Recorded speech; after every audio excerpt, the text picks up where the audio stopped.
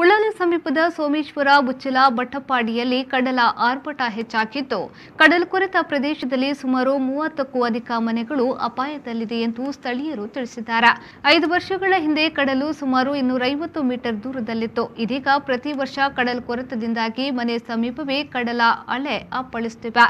ರಸ್ತೆಯು ಸಮುದ್ರ ಪಾಲಾದ ಕಾರಣ ಇಲ್ಲಿನ ನಿವಾಸಿಗಳು ಹೊರಗಿನ ಸಂಪರ್ಕವನ್ನೇ ಕಳೆದುಕೊಂಡಿದ್ದಾರೆ. ಇಂದು ಬೆಳಗ್ಗೆಯಿಂದ ಭಾರೀ ಗಾತ್ರದ ಅಲೆಗಳು ದಡಕ್ಕೆ ಅಪ್ಪಳಿಸುತ್ತಿದ್ದು ಅನೇಕ ತೆಂಗಿನ ಮರಗಳು ಸಮುದ್ರ ಪಾಲಾಗಿವೆ.